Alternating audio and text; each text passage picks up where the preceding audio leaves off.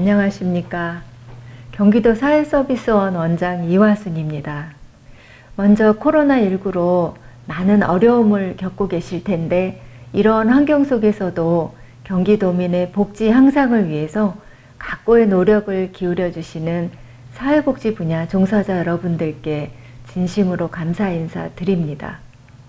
경기도 사회서비스원은 경기도 전역에서 노인 학대를 예방하고 노인 인권 증진을 위해서 경기도 노인보호 전문기관을 비롯한 4곳의 전문기관과 학대 피해 노인들이 쉴 수 있는 전용 쉼터 2곳을 운영하고 있습니다.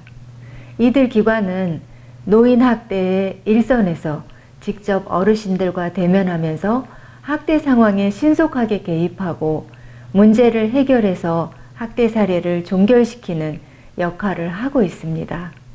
그렇지만 2019년 사례를 보면 경기도에서 발생한 노인학대 사례는 914건, 전국에서 가장 많은 숫자입니다. 또 하나 문제는 학대를 당했던 노인들에게 또다시 학대가 발생하는 것이 문제입니다. 이러한 상황을 보고받고 경기도에서는 경기도 북부 노인보호 전문기관과 경기 서부 노인보호 전문기관을 통해서 재학대를 예방하기 위한 사이돌 프로젝트 사업과 라이프케어 서포터즈 지원 사업을 진행하였습니다. 결과는 긍정적인 변화와 성과가 있었다고 보고되었습니다. 그래서 이 2곳에서 진행한 노인 재학대 예방 사업을 공유하고 우리 사회에 좋은 나비 효과를 일으킬 수 있지 않을까 기대를 하면서 오늘 이런 자리를 마련하게 되었습니다. 비록 온라인으로 진행하면서 직접 대면하지 못하는 아쉬움은 있지만 오늘의 이 자리가 노인 학대 재발을 줄이기 위한 초석을 다지는 좋은 자리가 되기를 바랍니다. 경기도 사회서비스원은 노인 학대 예방에 있어서 지속적으로 여러분과 함께 노력하고 행동하겠습니다. 감사합니다.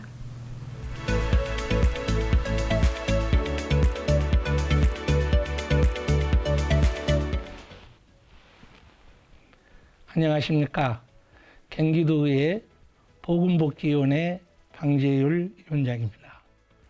먼저 코로나19의 어려운 환경 속에서 노인 학대 예방과 노인 인권 증진을 위해 노력하시는 경기도 사회서비스원과 노인 보호 전문기관 종사자 및 임직원 여러분께 감사 인사를 올립니다.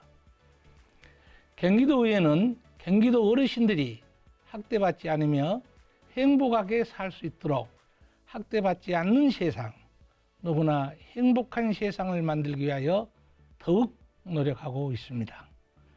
그리하여 올 하반기에는 고양시의 노인보호 전문기관이 1개소를 신규로 설치 예정입니다.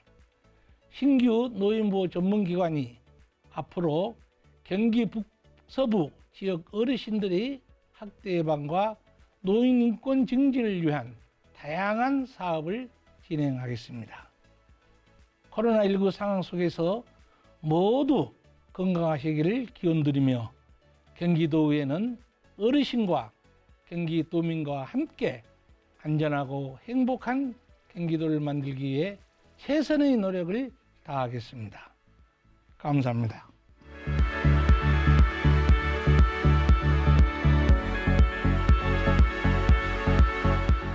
네, 안녕하십니까. 경기도의 보건복지위원회 최종현 의원입니다.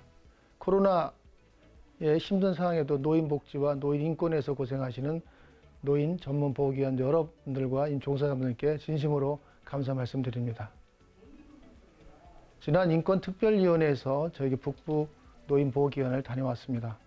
열악한 환경 속에서도 모든 업무에 전념하시는 종사자분들께 깊이 감사 말씀드리고 또 함께한 노인 전용 쉼터도 가서 저희가 살펴봤지만 여러 가지 열악한 부분이 많이 있습니다. 추가적으로 경기도 노인 인권 조례를 저희가 추가로 조례를 제정을 해서 경기도 노인들이 편하고 노인 어르신께서 편하고 행복한 노후를 보낼 수 있도록 학대받는 분들의 쉼터를 개소하고 마련하도록 노력하도록 하겠습니다.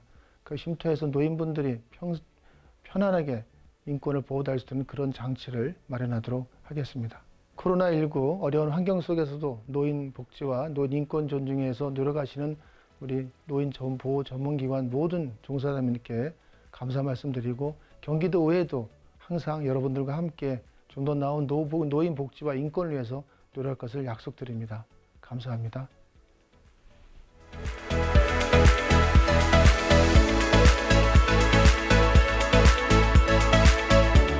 안녕하십니까. 경기도의회 보건복지위원회 부위원장 이혜원 의원입니다. 먼저 코로나19 상황에서 이 어려운 환경에서도 노인 학대 예방과 노인 인권 증진을 위해 노력하고 계시는 우리 경기도 사회서비스원 그리고 노인보호 전문기관 종사자 및 임직원 여러분들께 먼저 감사의 인사를 드립니다. 현재 한국 사회는 이 베이비 부머 세대가 중장년층으로 진입하면서 꾸준히 이제 노령 인구가 지속되고 있고, 아마 머지않아서 초고령 사회가 될 거라는 예측을 해봅니다. 이런 상황에서 이 노인 학대가 매년 증가하고 있는 문제는 반드시 해결해야 할 과제라고 생각하고 있습니다.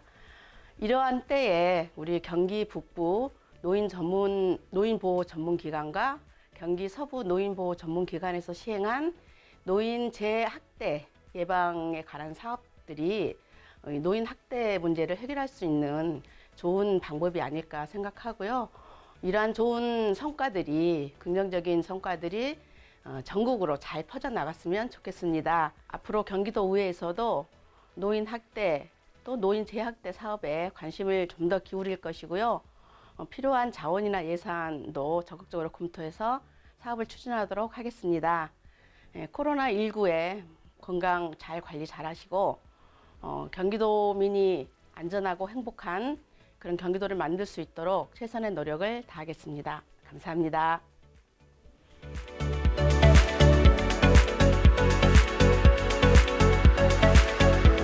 안녕하십니까. 경기도 노인보호 전문기관 최재호 부장입니다. 노인보호 전문기관을 소개하겠습니다. 경기도 내 노인보호 전문기관과 학대 피해 노인 전용쉼터는 경기도 사회서비스원에서 수탁 운영하고 있습니다. 경기도 사회서비스원은 경기도 출자 출연 기관으로 2020년 1월 설립하여 국공립 사회복지시설 수탁 운영, 종합재가센터 설치 및 운영, 경기도 내 민간 사회복지시설 지원 사업 등을 주요 사업으로 하고 있습니다. 노인보호 전문기관은 노인복지법 제39조 5항에 따라 학대 피해 노인 보호, 노인학대 예방 강화를 통한 노인 인권 보호, 노인학대 신고 전화번호 홍보, 지역사회 연계를 통한 서비스 제공을 주요 목적으로 하고 있습니다. 사업의 추진 방향으로 노인학대 예방 강화를 통한 노인 인권 보호, 노인학대 개입 강화를 통한 노인 인권 보호, 노인학대 사후관리 강화를 통한 노인 인권 보호입니다. 경기도에는 4곳의 노인보호 전문기관과 2곳의 학대 피해 노인 전용쉼터가 있습니다. 경기도 31개 시군을 4곳의 노인보호 전문기관에서 관할 지역을 나누어 사업을 진행하고 있습니다. 경기도 노인보호 전문기관은 수원, 경기 동부 노인보호 전문기관은 성남, 경기 북부 노인보호 전문기관은 의정부, 경기 서부 노인보호 전문기관은 부천에 위치하고 있습니다. 학대 피해 노인 전용쉼터는 경기도 의정부 부천에 위치하고 있습니다. 노인보호 전문기관은 노인학대 예방 및 노인 권익 향상을 위한 업무를 진행하고 있습니다. 노인학대 24시간 신고 전화 운영, 노인학대 의심 사례 및 현장에 대한 신속한 대응 등 적극적인 노인 보호를 수행하고 있습니다. 교육사업으로는 노인학대 예방교육과 노인 인권교육을 통해 많은 사람들이 노인학대와 노인보호 전문기관에 대해 이해를 넓히고자 합니다. 홍보사업으로는 다양한 홍보 매체를 활용하여 노인 및 부양가족, 일반인에 대하여 노인학대 개념과 노인보호 전문기관의 역할, 제공 서비스에 대해 이해를 향상시키고자 노력하고 있습니다. 관련하여 이동상담, 언론 홍보, 노인학대 예방 캠페인 등을 진행하고 있습니다. 노인학대 피해자를 지원하기 위해서는 다양한 기관들과의 협조가 필요합니다. 시군구 및 읍면동 행정복지센터, 지역보건 의료기관, 경찰서, 법률기관, 노인 및 사회복지시설 등과의 협력체계를 구축하여 학대 피해 노인을 지원하고 있습니다. 노인학대 사례 개입 과정은 1577-1389 또는 112, 119로 신고 접수를 진행합니다. 접수를 통해 학대 관련 피해 노인의 이름, 주소, 연락처, 학대 상황 파악 등을 진행합니다. 접수된 사례에 대해 현장 방문 조사를 통하여 학대 피해 노인을 만나 구체적인 상황과 정보를 수집하고 노인 학대 여부 판정 및 서비스 계획을 실시합니다. 서비스 계획에 따른 상담, 법률, 의료, 쉼터 입소 등 서비스 제공을 통한 학대 피해 노인의 안전 확인 후 서비스를 종결합니다. 또한 재발 방지를 위해 종결 이후 지속적 사후 관리를 진행하고 있습니다. 학대 피해 노인 전용 쉼터는 만 65세 이상 학대 피해 노인으로 쉼터의 보호가 필요하다고 인정되는 분에 대해 지원하고 있습니다.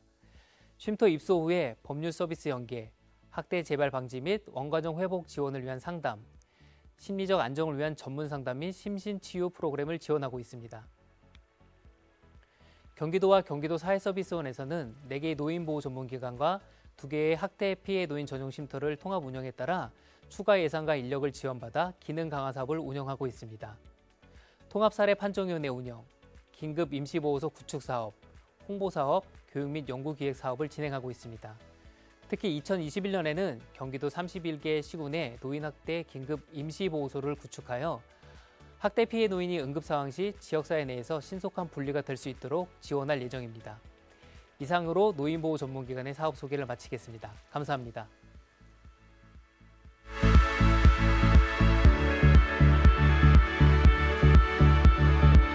네, 반갑습니다. 저는 경기서부 노인보호 전문기관의 이은주 관장입니다. 지금부터 노인학대 가정 재학대를 예방을 위한 2020년 라이프케어 서포터즈 지원사업 성과 보고를 말씀드리겠습니다.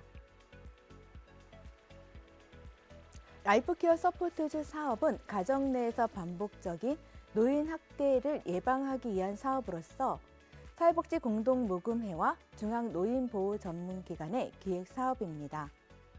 학대 피해 노인을 안전하게 보호하려는 여러 사회적 노력에도 불구하고 전체 노인 학대의 약 90%가 가정 내에서 발생, 재학대 발생률도 매년 증가하고 있습니다.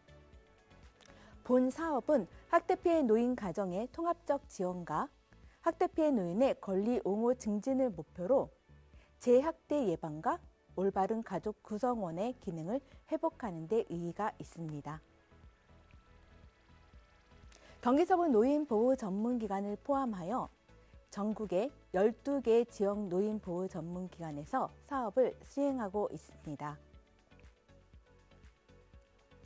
다음은 2020년 경기서부 노인보호 전문기관의 구체적 사업 내용입니다.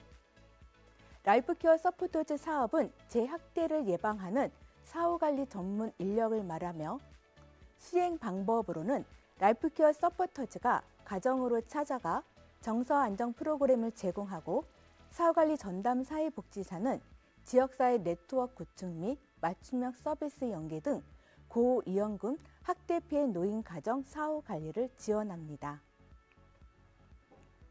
사업의 기간은 2020년 3월 1일부터 2021년 1월까지 진행하였으며 대상으로는 재학대 발생 고위험군 가정 중 서포터즈 참여 동의한 26가정의 학대 피해 노인, 학대 행위자, 그리고 그 가족입니다. 사업비는 약 5천여만 원입니다. 다음은 본 사업 참여 피해 노인의 학대 유형입니다.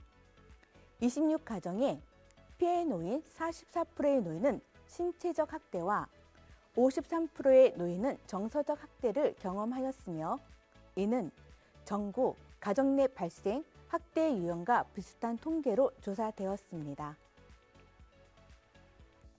다음은 피해자 성별입니다. 여성이 84.6%, 남성이 15.4%이며 학대 피해자 연령으로는 70대가 53.8%로 가장 높고 60대와 80대 이상이 동일한 비중으로 조사되었습니다. 다음은 행위자 성별입니다. 남성이 88.5%, 여성이 11.5%이며 행위자 연령으로는 70대가 26.9%, 40대가 23.1%이며 50대와 80대 이상이 15.4%로 동일한 비중으로 조사되었습니다. 다음은 피해자와 행위자의 관계입니다. 2020년 경기도 학대 행위자의 관계에서는 배우자와 아들이 비슷한 비중으로 조사되었으나 본 사업 참여 피해자와 행위자와의 관계에서, 즉 재학대 집단군에서는 배우자가 53.8%, 아들이 38.5%로 조사되었습니다. 다음은 학대 피해자 기준 학대 원인입니다. 학대 원인의 제일 높은 정서적 우울이 41%, 사회적 지지, 필요 정보 서비스 부족이 24%, 다음으로 피해자의 신체 거동 불편과 학대 행위자에 대한 정서적 의존이 14%로 조사되었습니다. 다음은 학대 행위자 기준 학대 원인입니다. 감정 조절 장애가 21%, 알코올 장애가 18%, 피해 노인에게 경제적 의존의 15%로 조사되었습니다. 다음은 사업별 진행 현황입니다. 첫 번째는 학대 피해 가정 정서 안정 프로그램입니다. 라이프케어 서포터즈가 가정으로 찾아가 재학대 위험 요인을 위한 정서 안정 프로그램을 총 308회 진행하였습니다. 고품질 서비스 제공을 위해 경기도 노인종합상담센터에서 전문 심리 상담사, 슈퍼비전과 교육을 지원해 주셨습니다. 개별 상담과 더불어 별자리 사회심리연구소의 김영환 소장님과 함께 학대 피해자, 행위자의 대상으로 집단 프로그램을 진행하였습니다. 다음은 정서 안정 프로그램입니다. 피해 노인, 학대 행위자, 한 가정을 대상으로 총 10회의 상담을 진행하였으며 내용은 보시는 바와 같습니다. 다음은 지역사회 맞춤 서비스 연계입니다. 사후관리 전담 사회복지사는 참여자 요구를 반영하여 사회적 안전망 구축과 보건, 의료, 복지 등 지역사회 내에서 지속적인 도움을 받을 수 있도록 총 28회 유관기관과 연계하여 지원을 담당하였습니다. 진행 방법으로는 서비스 연계를 의뢰하고 연기된 내용에 대해서는 회신을 통해 사례를 관리하고 있습니다. 원활한 서비스 제공을 위해 기관 간 네트워크 구축을 위해 통합 사례 회의를 총 34회 진행하였습니다. 네, 통합 사례 회의에 참여한 기관은 다음과 같습니다. 시, 군, 구의 행정복지센터, 경찰서, 보건소의 공공기관에서 49% 참여, 노인복지관, 정신건강복지센터 등 민간기관에서 51% 참여해 주시면서 함께해 주셨습니다. 사업 운영에 대한 효과와 효율을 높이고자 사업 전담 담당자와 총 4회의 간담회를 실시하였고, 전담 인력 역량 강화를 위해 정신과 전문의를 모시고 정신건강 증상 이해에 대한 교육을 진행하였습니다. 그 외 직원 역량에 대한 다양한 교육도 함께 진행되었습니다. 종합적으로 사업 수행 성과에 대해서 말씀드리겠습니다.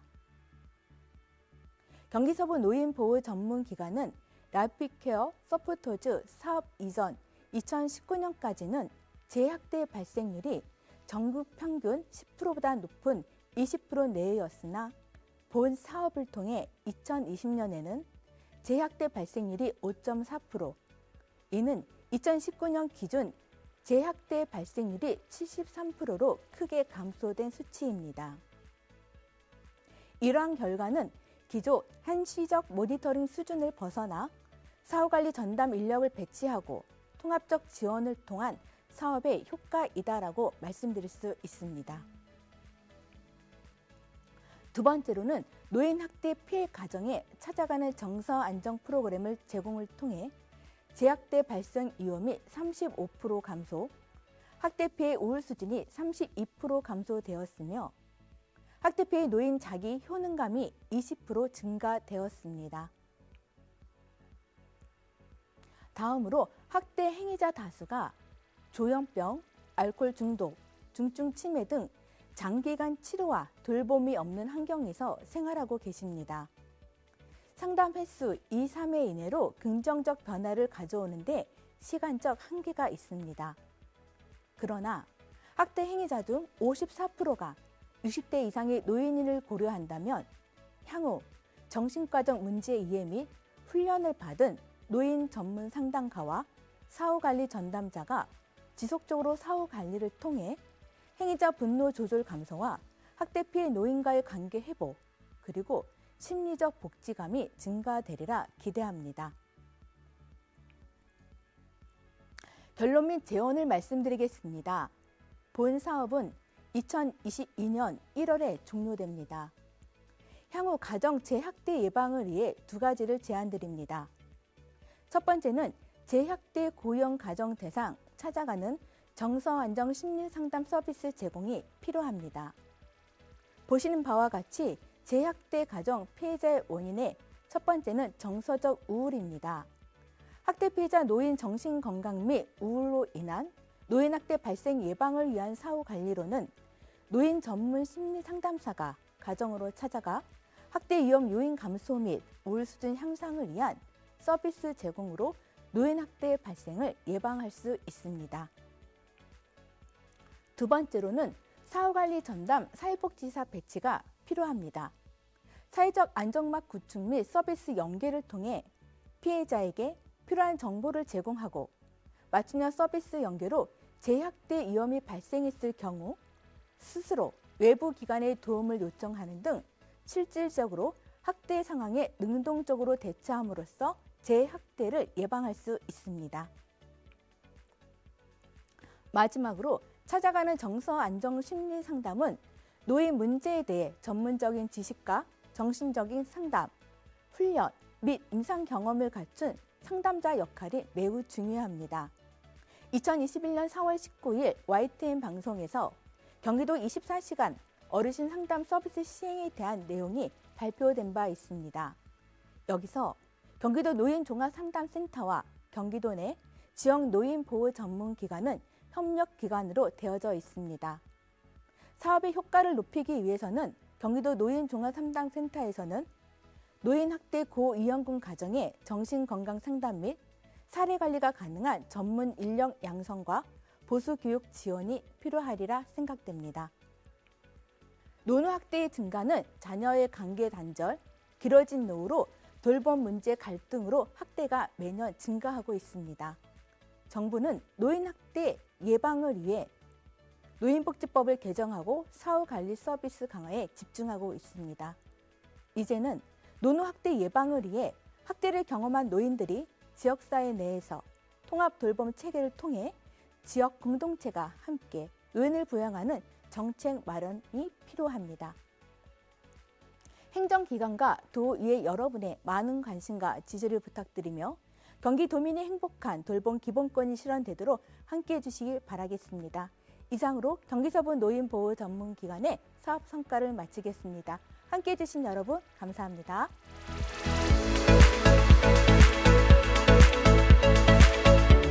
안녕하십니까. 경기북부 노인보호 전문기관 사윗돌 프로젝트 사업보고를 말씀드리겠습니다. 이 사윗돌 프로젝트 사업보고는 주로 평가 결과를 중심으로 말씀드리도록 하겠습니다. 목차는 사윗돌 프로젝트 참여자 현황과 양적 결과를 말씀드리고요. 질적 평가를 했는데요. 그 목적과 필요성, 그다음에 그 결과를 말씀드리고 결론 및 제언으로 말씀드리겠습니다. 사윗돌 프로젝트는 작년 7월부터 2021년 올해 1월까지 총 7개월 동안 진행이 됐고요. 대상은 경기 북부 학대 피해 노인 60명을 대상으로 했습니다. 경기 사회복지 공동모금회 지원으로 저희가 진행을 했습니다. 사업 내용은 방문으로 해서 한 사후관리와 서비스 연계 및 돌봄 플러스 구축 사업으로 진행이 되었습니다. 자세한 내용은 살펴보시면 될 것 같습니다. 사윗돌 프로젝트의 참여자들은 현황은 어떻게 될까라고 했을 때 여자 어르신들이 다수를 차지했고요. 그다음에 70대 어르신들이 주로 중심이 되었습니다. 생활 환경은 보통인 경우가 많았고요. 부양 실태는 가족 동거도 있었지만 혼자 사시는 어르신들이 과반수를 차지했습니다. 행위자들은 아들이 과반수를 차지했고요. 그 외에 딸, 배우자들이 있었습니다. 행위자와 동거를 하고 있느냐라고 하는 여부에 대해서는 동거를 하는 경우가 32%, 비동거가 65%입니다. 그러나 비동거라고 해서 행위자 분리된 것이 아니라 관계를 맺고 있는 경우가 상당히 많았습니다. 학대 유형은 신체 정서적인 학대가 26%, 그다음에 신체적 학대가 47%로 주로 신체적 학대를 받으신 어르신들이 중심이 되었다라고 보시면 될 것 같고요.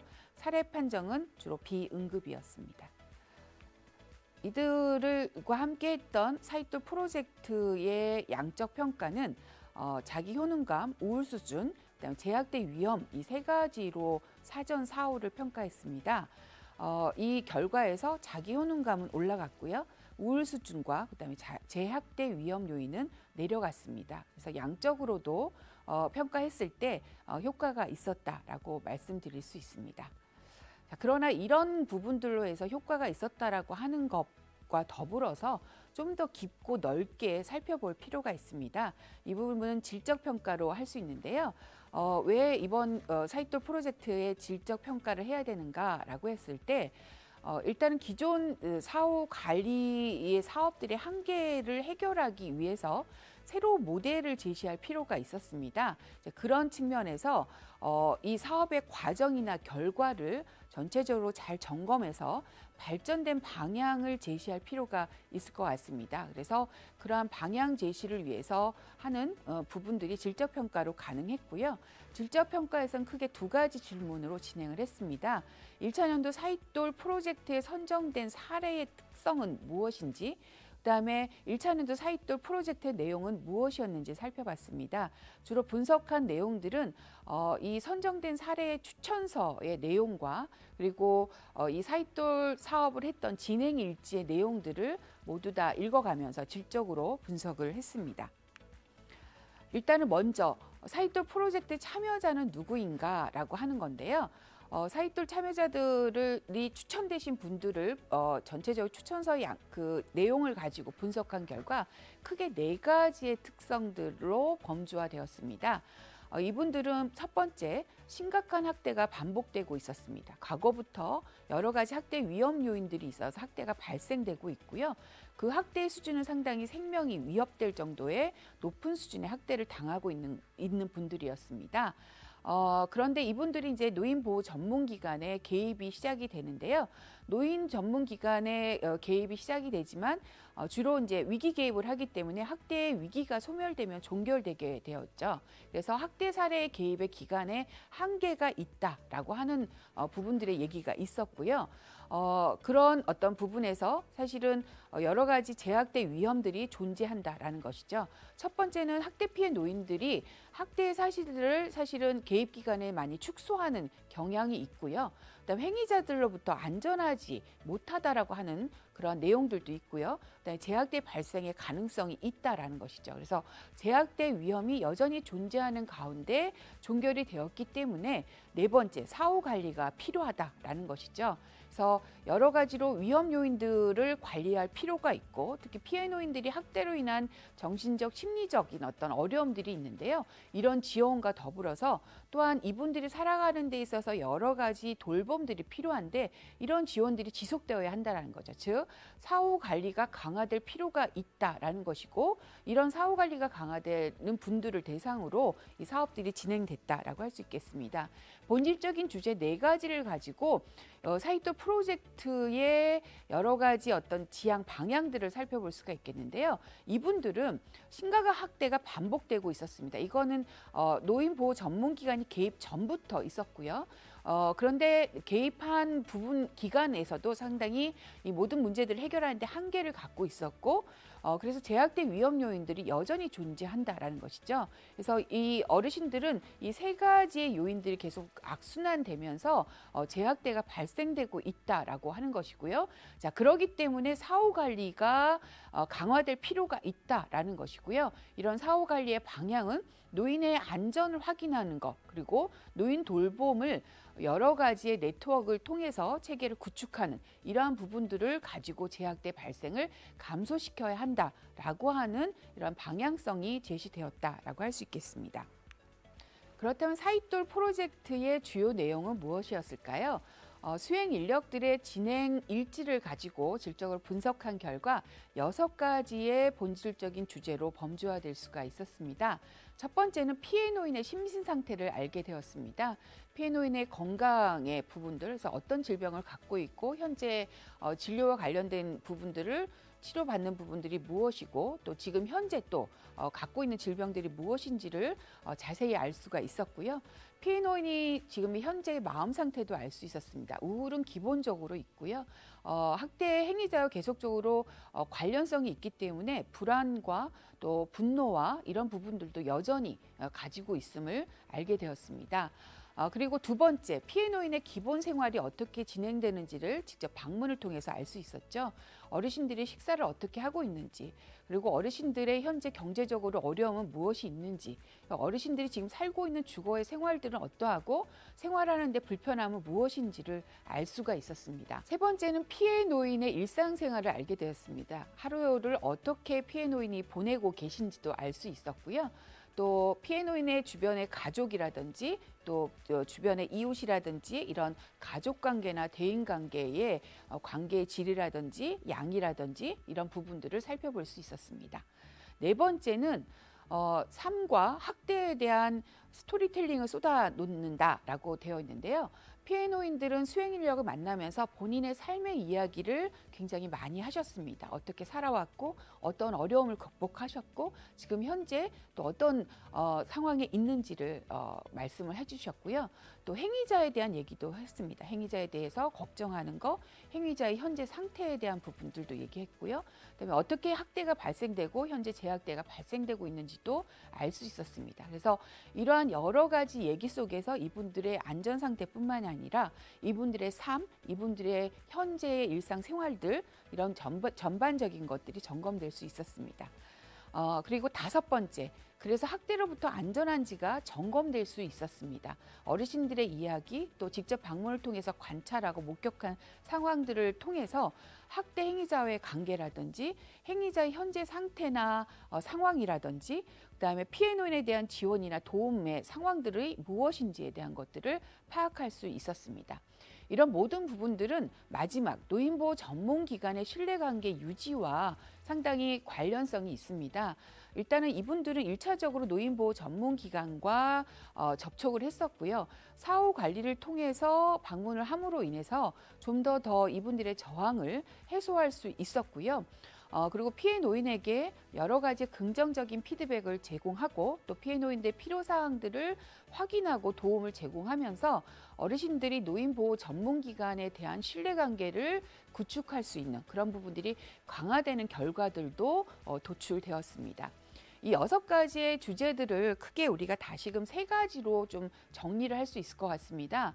일단은 방문 관리라고 하는 부분들을 강화했다라는 것인데요. 이것들 통해서 안전 점검이 되었던 것이죠. 그래서 이런 방문 관리의 강화의 내용들이 있었다라는 것이고요.